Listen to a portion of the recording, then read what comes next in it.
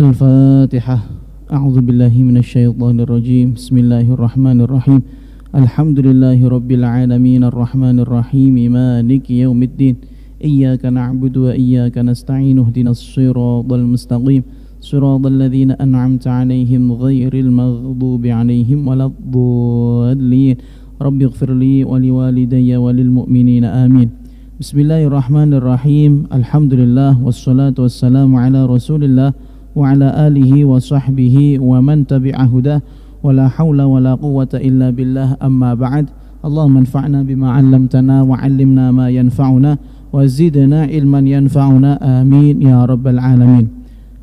Limadha haruma. Qala al-muallif radhiyallahu anhu wa nafa'ana bihi wa bi 'ulumihi wa bi barakatihi fid dharaini, amin. Limadha krana apa haruma haram ilqa usamakin apa buak iwak buak ring di fil bahri ing dalam segara ba'da akhdhihi ing dalam sakbadane ngalap utawa njupuk samak minhu saking bahar bi khilafil ma'i kelawan bedane banyu ba'da akhdhihi ing dalam sakbadane ngalap banyu minhu saking bahar.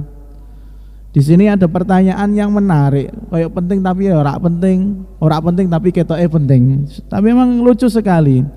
Pembahasannya gini, kata Syekh Abdurrahman Bawa, mengapa haram hukumnya kita membuang ikan setelah kita ngambil dari lautan? Kita setelah mancing ini ya, setelah mancing itu kan ikan lalu kita dapat ikan. Lalu ikan itu kita buang lagi ke laut, itu malah hukumnya haram. Hukumnya haram. Sementara kalau kita ambil air laut, kita buang lagi ke laut, tidak masalah. Apa bedanya ini? Padahal ya ikan ya iwak-iwak dhewe kan gitu kan logikanya. Maka jawabannya, walau akhadhalan namun ngalap sapa wong ma'an ing banyu minal bahri saking segara, thumma sobanuli keri-keri ngesok sapa wong hu ing ma fihi ing dalam bahar, lam yahrum mongko ora haram apa sabbu alaihi ing atase wong bi khilafis samaki kelawan bedane iwak, fa innahu mongko sak temene kelakuan yahrumu haram ilqauhu apa buak samak fihi ing dalam bahar ba'da akhdhihi ing dalam sak badane njupuk utawa nyekel iwak.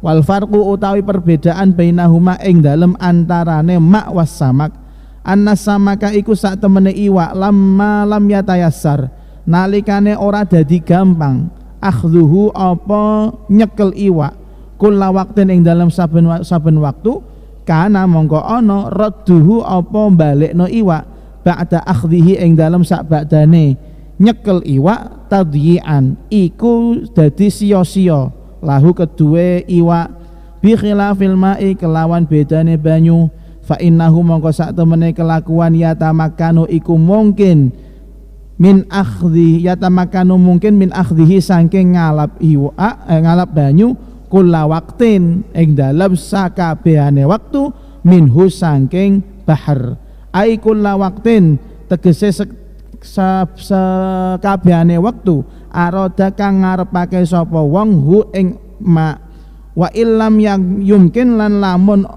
ora mungkin khususun apa kekhususan marodda mongko ora balekake sapa wong hu ing banyu. Gini, kita ulangi lagi, mengapa haram hukumnya kita membuang kembali ikan yang kita tangkap dari lautan, sementara di sisi lain tidak haram hukumnya kita membuang air laut yang kita ambil dari lautan. Di sini disebutkan di dalam kitab Asy-Syarqawi, beliau mengatakan, ya, antara ikan laut dan air laut hukumnya berbeda.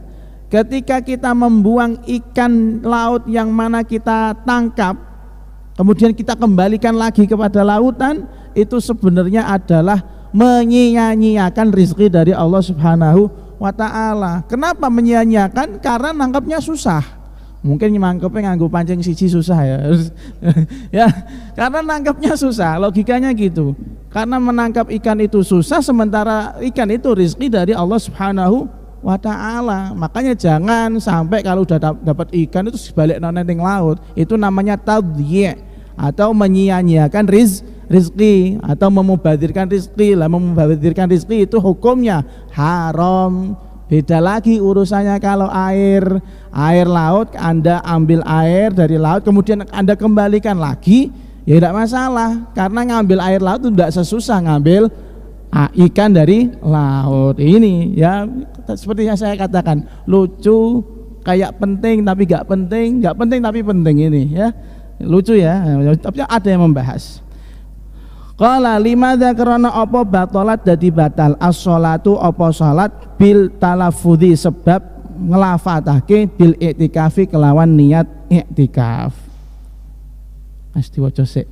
Wala tabtulu lan ora batal as-shalatu apa salat bi talaffudzihi sebab oleh nglafatake wong melafatkan, mengucapkan bil arabiyyati kelawan bahasa Arab bi qurbatin kelawan ibadah sunnah tawaqqafat kang dadi mandek apa qurbah alal lafzi ing atase lafaz kanadrin kaya nazar wa itqin lan merdekaake budak kaangkola kaya dene ngucap sapa wong nazar tu nazar sapa ingsun li Zaidin kedua Zaid bi alfin kelawan 1000 duka 1000 rupiah napa 1000 juta napa 1000 dirham au a'taqtu utawa merdekaake sapa ingsun fulanan ing fulan walaisa lan ora ana mislahu iku padane al mazkur sing ora ana apa at-talaffudzu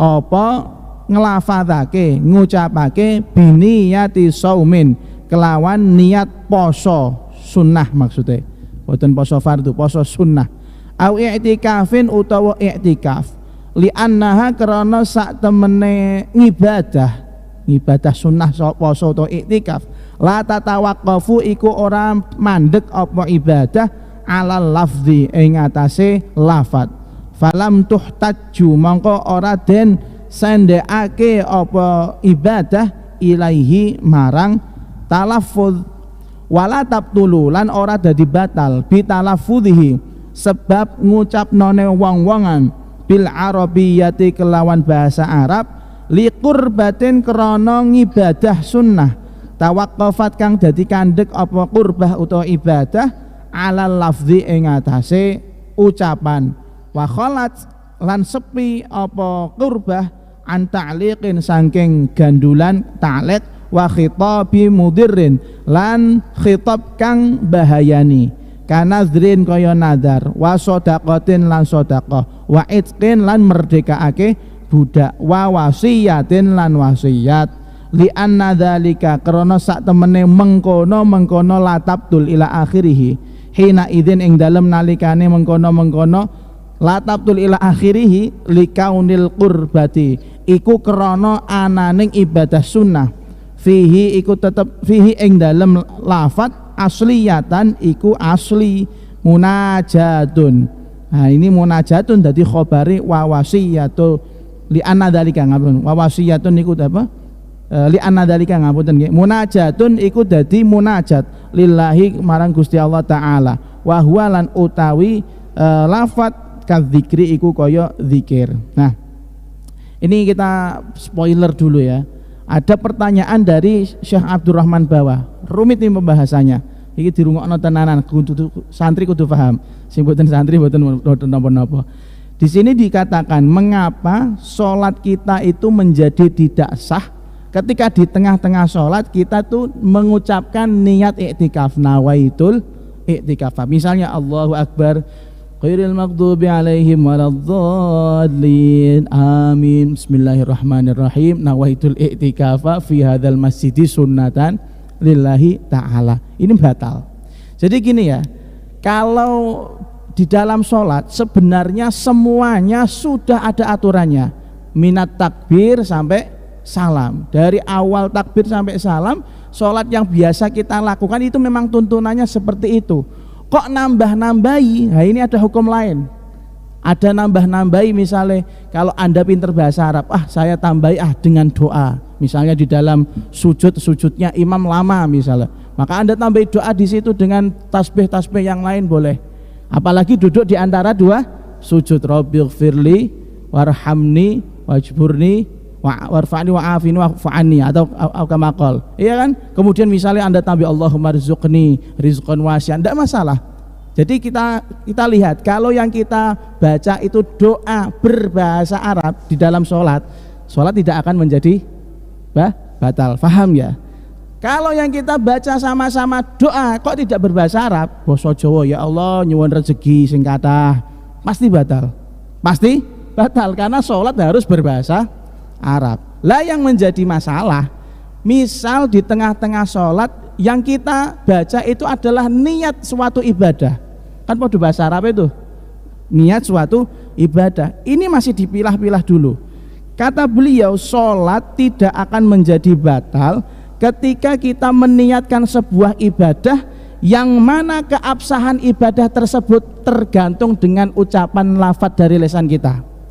Contoh, seseorang mengatakan a'taqtu fulanan, dia punya budak, kemudian dia mengatakan di tengah-tengah sholatnya a'taqtu zaidan, saya memerdekakan Zaid. Memerdekakan budak kan ibadah, nilainya ibadah. Kok ada si adib misalnya mengucapkan hal tersebut a'taqtu azka di dalam tengah-tengah sholatnya, maka sholatnya tidak masalah, sholatnya tidak batal karena ibadah yang berupa memerdekakan budak itu akan menjadi sah tergantung lesannya adib. Paham ya?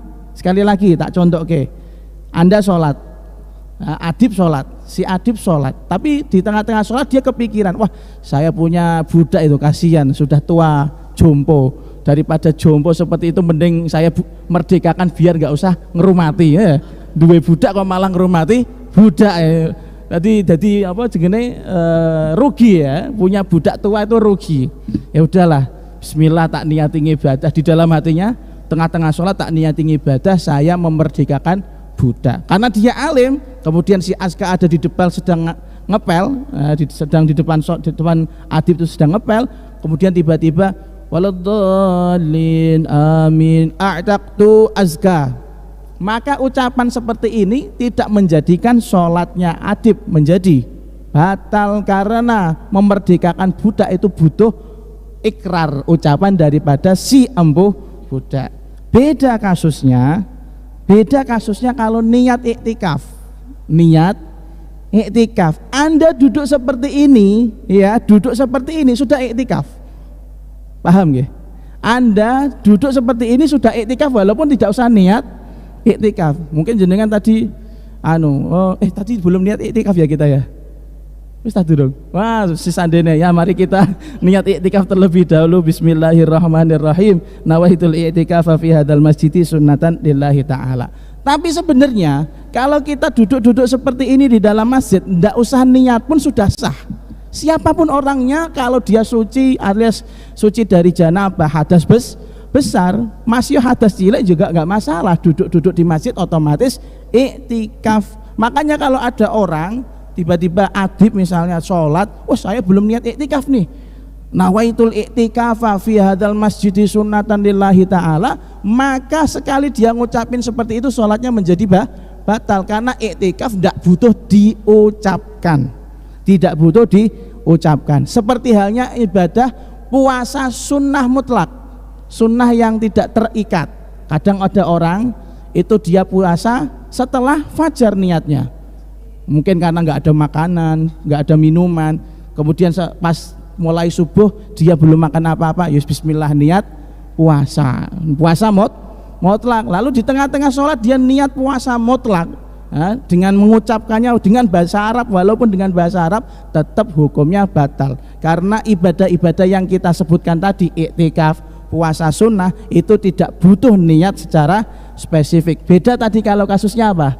Memerdekakan budak, harus ada ikrar, harus ada mengatakan saya memerdekakan Azka. Contoh mawon nggih, contoh. Lalu kemudian di sini juga disebutkan sholat juga tidak akan menjadi batal karena kemudian li'anna dzalika hina idzin likaunil qurbah fihi asliyatun munajatun lillah.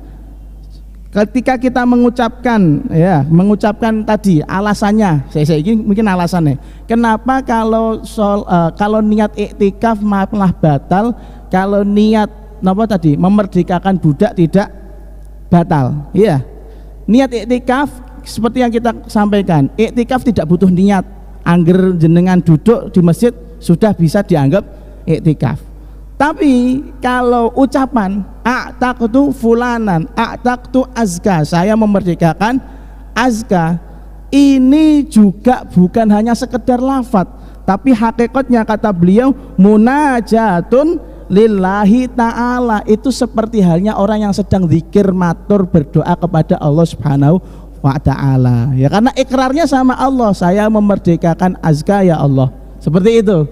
Maka di sini nilainya plus, yaitu munajat. Kalau iktikaf tidak perlu seperti itu. Makanya kalau iktikaf, niat iktikaf di tengah-tengah sholat batal. Tapi kalau niat memerdekakan budak malah tidak batal. Mun mudeng niki. Jero niki. Sampean kudune paham. Engko tak takoni jajal ngene setelah ini. Wa za'amalan was nyono anan nadra. Sing nyono sapa ya, wa za'amalan wis nyono sapa sebagian wong ngoten nggih, anan nadra ing sak temene nadar, fihi iku tetep ing dalem nadar munajatun utawi munajat lillahi ta'ala marang Gusti Allah ta'ala duna ghairihi ora liyane nadar.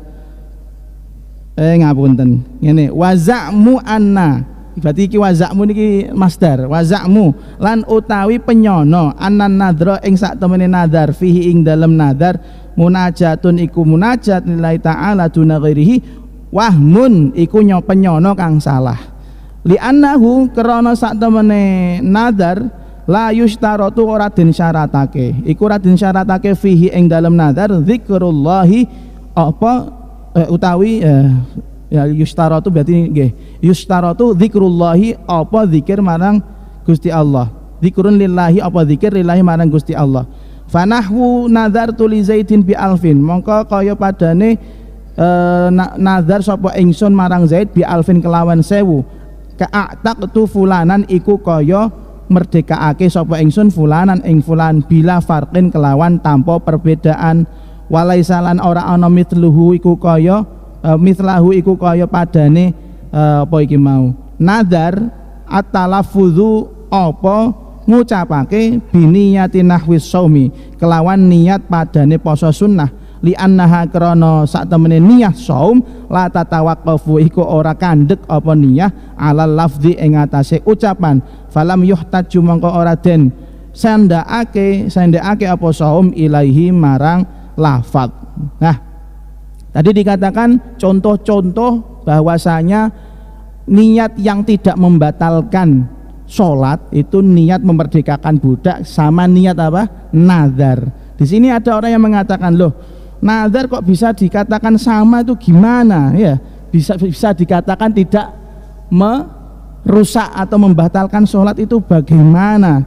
Maka di sini dijawab bahwasanya di sini kalau dikatakan nazar, anan nadra fihi munajatun lillahi ta'ala, bahwasanya nazar itu harus mengandung, harus berisi ada ucapan bermunajat kepada Allah, maka di sini dijawab enggak semuanya, semua nazar enggak harus ada zikirnya, enggak semua nazar harus ada zikirnya. Maka kalau ada orang nazar tuli Zaidin bi alfin, saya bernazar memberi sedekah kepada Zaid dengan beri 1000 atau 1.000.000 rupiah, maka mana kata-kata Allah di sini?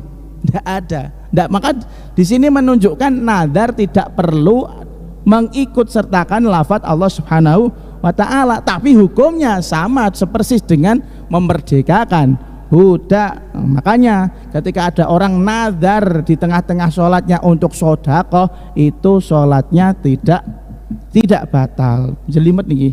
Lalu kemudian disebutkan beda dengan puasa sunnah mutlak. Puasa sunnah mutlak itu niatnya tidak diperlukan. Anda tengah-tengah hari, kalau memang tadi pagi, kalau memang suatu saat ngapunten, contoh ada orang dari subuh sampai jam 9 pagi belum makan, maka di tengah-tengah itu tuh kemudian dia puasa aja maka sudah jadi puasa tanpa harus nawaitu shauma ghadin an adai shaumi sunnah mutlaqah. Enggak usah seperti itu. Nah, makanya hal yang seperti ini kalau kita masukkan di dalam sholat justru malah menjadi batal. Semoga sampean paham. Wes skip aja.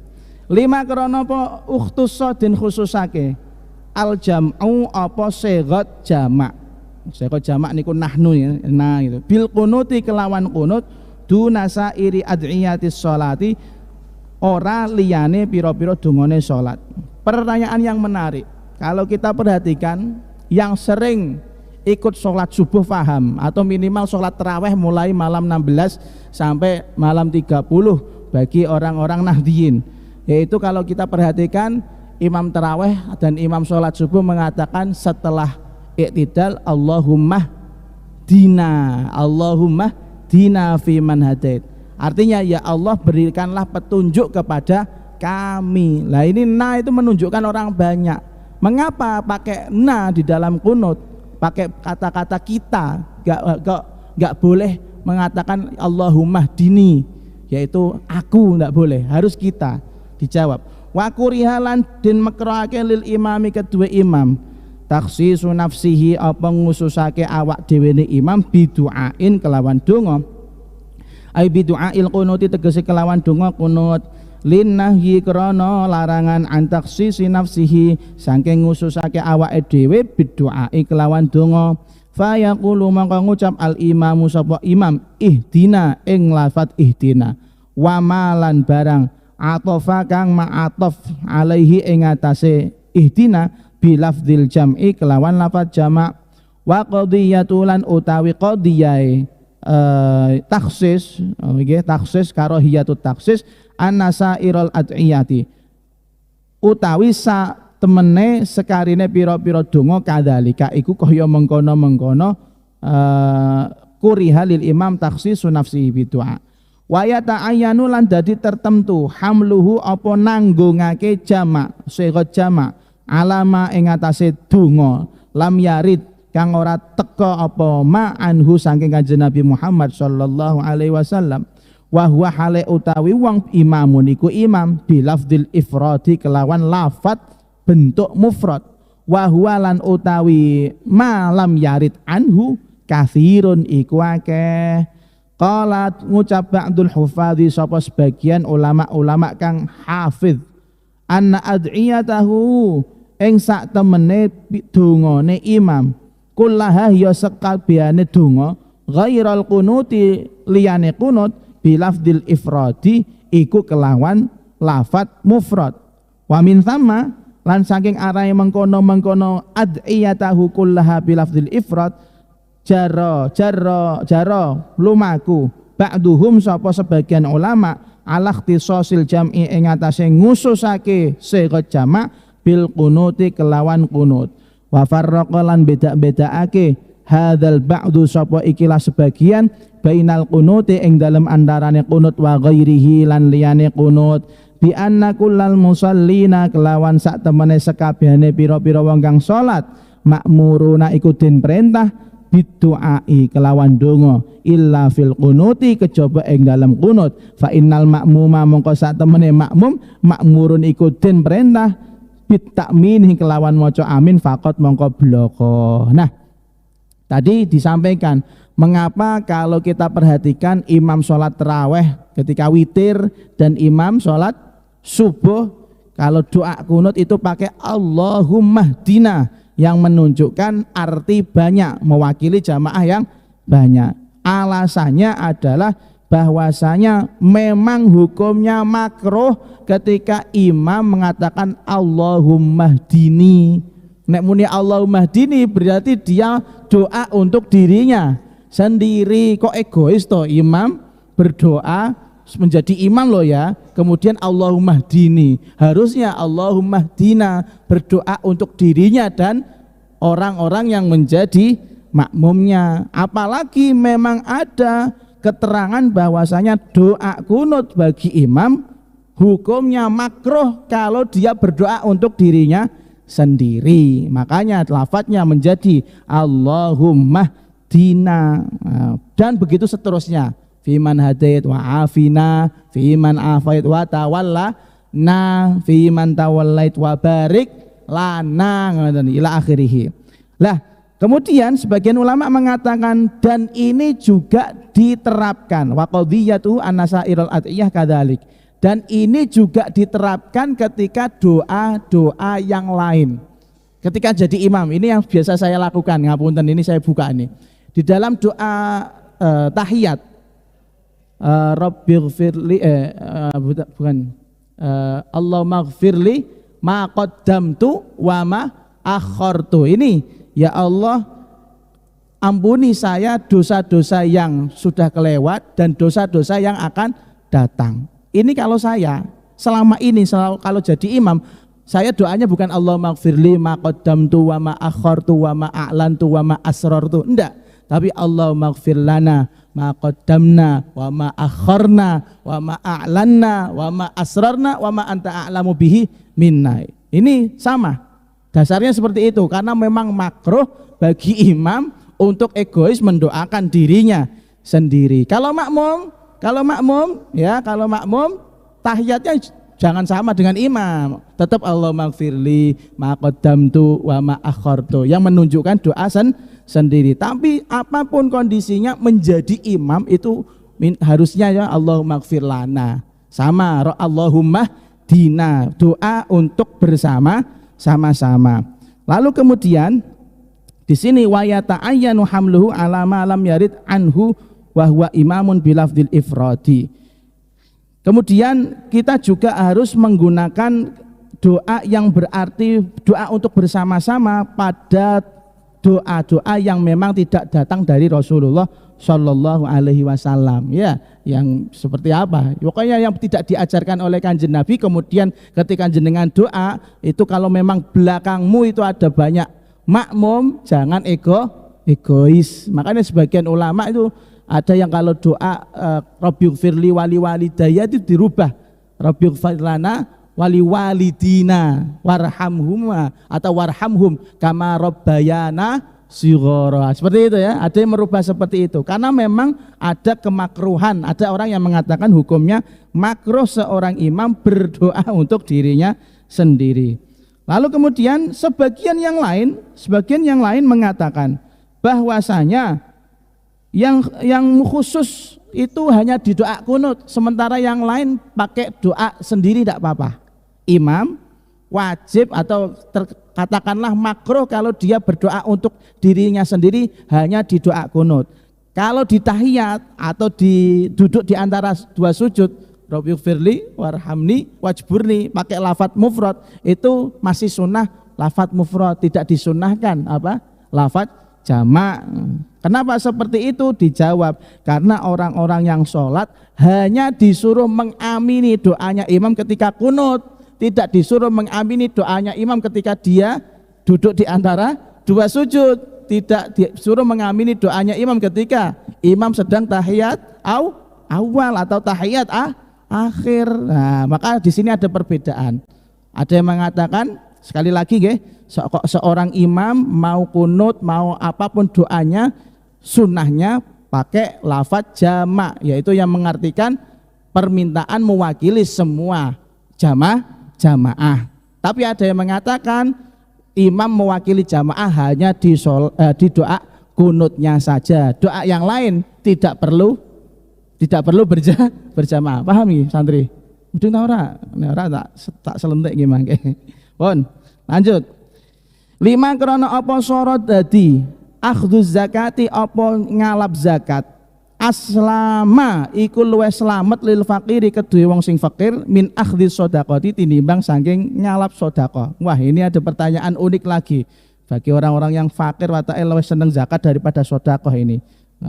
Gini pertanyaannya, kenapa ya kalau ada orang fakir miskin menerima zakat itu lebih selamat bagi dia daripada menerima sedekah? Padahal kalau kita lihat banyak orang yang cari sedekah daripada zakat. Ngapunten, ini masalah fakir miskin bukan profesi loh ya. Ini nasib loh, ojo gaya profesi. Sekali lagi, menurut di dalam pertanyaan ini, mengapa orang fakir itu lebih aman ngambil zakat daripada ngambil sedekah. Qala wis ngucap sapa Imam pengarang Busyrul Karim fi Busyrul Karim ing dalam kitab Busyrul Karim, wa akhdhu zakati lan utawi ngalap zakat lil faqiri kedue wong sing fakir, aslamu iku luwih slamet min akhdhi sedaqati tinimbang saking ngalap sedekah, wal hadiyati lan hadiyah idziz zakatu krana sak temene utawi zakat likulli faqirin iku kedue saben-saben utawa sekabehane wong fakir, walau asian lan senajan iku wong sing maksiat. Wasadaqatu wal hadiyatu lan utawi sedekah lan hadiah qalla iku sithik banget ayas lama apa yen to slamet akhiduha sapa wong sing ngalap sedekah lan hadiah min amrin selamat saking perkara lawit tola alamun weruh alaihi ing atase amr al mu'ti sapa wong sing paring hadiah lan sedekah lam yu'athir mongko ora dhisikake sapa mu'ti hu ing akhid biha kelawan hadiah lan sedekah. Pertanyaan lucu dan jawabannya juga masuk akal. Kata beliau, mengapa seorang fakir miskin itu lebih aman menerima zakat daripada menerima sedekah? Karena di dalam konsep agama Islam seseorang itu mentasarrufkan hartanya salah satunya dengan cara yang wajib yaitu zakat, ada yang cara yang sunnah, sedekah. Sedekah itu ya termasuk buak kotoran. Harta Anda itu banyak maka ada kotorannya. Cara buak kotoran selain zakat itu dengan sedekah. Tapi kalau hadiah yaitu pemberian kepada orang yang dianggap terhormat. Sekali lagi sering saya sampaikan di mana-mana, kiai ketika rawuh ngisi pengajian bahasanya apa bisa roh. Kalau menurut saya jangan dibahasakan sedekah. Ada orang yang keliru. Menurut saya keliru. Ngei kiai kok sedekah. Sedekah itu barang buaan. Barang apa? Enggak jadi ya.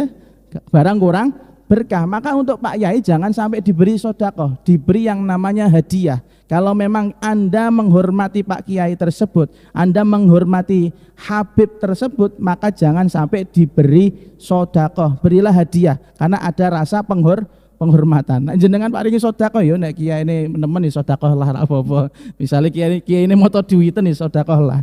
Ya. Jadi kalau memang kita menghormati ilmunya, menghormati Habibnya ya bari hadiah. Seperti halnya para habaib dzurriyyah keturunan Kanjeng Nabi atau ahli bait, haram mereka menerima sedekah karena sedekah itu kotoran daripada harta orang banyak. Tapi kalau hadiah, itu sudah disiapkan, diolah, kemudian diamplopi yang bagus. Kalau perlu ditulisi ya, dari minal fakir ila al habib as-sayyid al walid fulan, kan gitu ya. Diberikannya dengan cara yang terhormat juga. Pon, kembali lagi kepada permasalahan, mengapa orang yang fakir miskin itu lebih aman dia menerima zakat daripada dia menerima sedekah, lebih-lebih menerima hadiah. Di dalam kitab Busyrul Karim disebutkan, akhduz zakati lil fakir aslam min akhdhiz sedekah wal hadiyah. Orang fakir miskin menerima zakat itu lebih aman daripada dia menerima hadiah dan sedekah.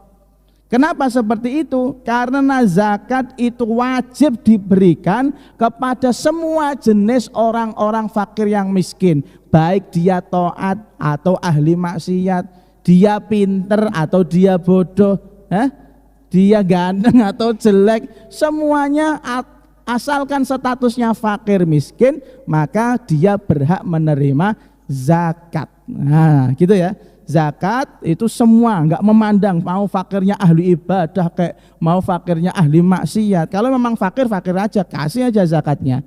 Karena dia termasuk kriteria itu, berhak menerima zakat. Tapi jangan lupa sedekah dan hadiah ini kalau diberikan kepada orang yang fakir dan miskin, orang yang fakir miskin ini harusnya ngoco mbek awake dhewe, ngilo mbek awake dhewe. Bisa jadi kalau orang yang memberikan hadiah dan sedekah itu tahu perilaku orang fakir tersebut, perilaku orang miskin tersebut, ya misalnya tukang ghibah lah, tukang bikin hoaks lah, maka pasti orang yang memberi sedekah dan hadiah nggak sudi ngasih kepada fakir miskin yang model seperti ini. Iya, Iya tak boten. Saya tanya, Anda kaya ya. Kalau ngasih sodako atau hadiah, kalau memang dengan konsep itu, amin ya, amin kaya. Ya. Anda menjadi orang kaya, Pak RT ini kaya sekali.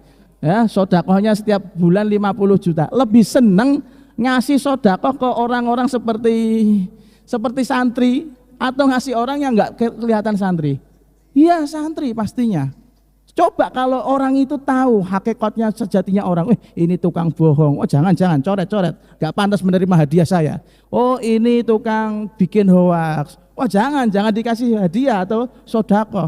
Tapi kalau ini Pak Ustadz kasihan keluarganya banyak, anaknya banyak, ini bantu umat, kasih ya enggak? Nah, sama seperti itu. Lah orang fakir miskin sama keadaannya dengan kita yang banyak maksiat ya. Pasti dia harusnya minder. Pantas apa enggak ya saya menerima ini Pak Haji yang Masya Allah orang yang ahli ibadah, ahli sodakoh, dia masih menyempatkan memberikan sedikit hartanya untuk saya. Apakah saya pantas menerimanya apa tidak? Kan seperti itu mikirnya ya. Seperti itu. Kalau dia bisa mikir seperti itu, pasti orang-orang itu tidak ta'arrud li nafsihi, dia tidak akan menjadikan dirinya mengemis-ngemis sama orang-orang kaya. Loh iya, sekarang ngapunten, yang datang kepada rumah-rumah orang-orang kaya itu, Pak Kaji, sodakoe Pak Kaji. Kadang faktanya mereka punya Alphard, yang punya rumah enggak cuman punyanya Avanza. Loh iya, bener kan? Mereka HP-nya sudah iPhone, untung HP saya sudah iPhone ya.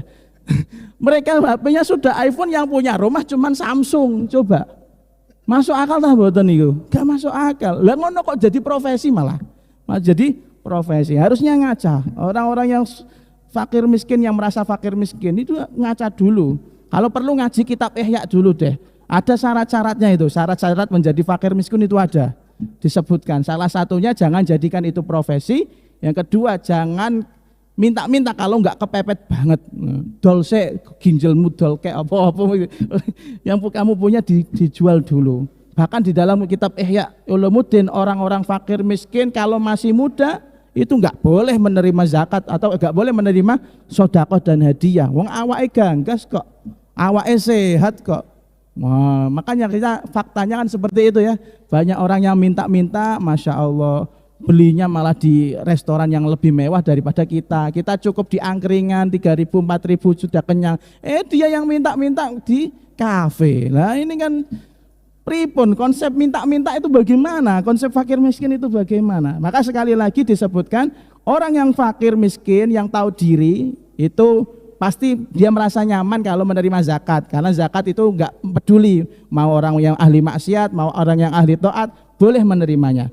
Tapi kalau konsep sodakoh dan hadiah itu tadi, seandainya orang yang memberi hadiah dan sodakoh tahu kelakuan yang memberi fakir miskin ini tadi, belum tentu fakir miskin ini berhak menerima sodakoh dan hadiah. Makanya harus ngoco mbek awake dhewe, pantes tah boten.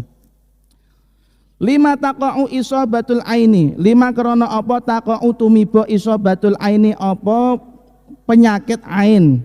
Nah, tembuse penyakit ain fi syai'in dalam siwiji-wiji, walaisa lan ora ana bainahuma iku ing dalem iku tetep ing dalem antarane ain wa syai' iltisaqun apa hubungan, wala tamasun lan ora gepokan, hatta tu'athira sehingga ngeilabet apa ain fihi ing dalem syai'. Wah ini bahaya ini. Ada pertanyaan. Jadi di dalam agama Islam kita juga dikenalkan dengan hal-hal yang sifatnya metafisika. Wah, ngono ya? Betul ya? Metafisika, supranatural. Apa itu? Contoh, ketika panjenengan punya kenikmatan punya mobil baru. Lalu kemudian ada orang lihat. Dia melihat dengan mata, cuman melihat kemudian dia batin di dalam hati. Wah, jual saya mobilnya apike. Itu enggak sampai semenit tiba-tiba kecelakaan itu mobil. Nah, ini namanya mobil itu kena ain. Padahal yang batin itu enggak ada hubungan sama sekali dengan mobil, enggak pernah ketemu, cuman melihat. Itu getarannya masuk. Itu kenapa bisa terjadi seperti itu? Enggak usah nyantet, enggak usah apa-apa. Enggak nyantet, enggak kirim sihir, enggak kirim jin, enggak datang ke dukun, tiba-tiba barang yang dilihat, barang bagus yang dilihat itu tiba-tiba rusak. Nah, begitu juga kadang ana wong nggawa bojo wayune ra karuan. Dingeti karo wong. Lah, akhirnya naudzubillah min dzalik terjadi sebuah kecelakaan, rusak wajah istrinya. Naudzubillah min dzalik. Itu sering terjadi. Ada rumah bagus dilihat, suwang arek omahe rek, enggak gitu kan. Kadang ada seperti itu. Lah ternyata besok kobongan. Ini kena ain itu namanya. Kena penyakit ain. Ain itu dari kata mata. Lah kok bisa cuman melihat kok langsung ngefek? Itu bagaimana prosesnya? Fi kitabir ruhi, dalam kitab Ruhul Bayan ana keterangan ta'thirun nafsi utawi nglabetine nafsu. La yungkaru iku ora bisa den ingkari apa ta'thir. La siyama luweh-luweh inda tajarrutiha ing dalem nalikane sepine nafsu min ala iqil badani saking pira-pira hubungan badan. Kaman kaya barang nadzara kang ningali sapa man ila hajarin ing atase marang watu azimin kang gedhe fasyaqqa mongko mecah apa nadzar hu ing hajar au ila nikmatin utawa marang nikmat fa azala mongko ngilangake apa nadzar ha ing nikmat wa huwa lan utawi apa iki mau kaman nadzara utawa nggih taksirun nafsi ngapunten wa huwalan utawi taksirun nafsi mimma iku setengah sanging barang yusyahadu kang iso den tingali apa ma ala ikhtilafil a'sari ing atase bedane pira-pira zaman wa yudhifuna lan padha nambahi sapa para ulama hu ing taksir ilal aini ingat marang mripat bi'tibari annan nafsa kelawan wilangan utawa milang-milang sak temene nafsu tu asiru utawa tu asiru nggih tu asiru iku bisa ngilabet apa nafsu biwasitotiha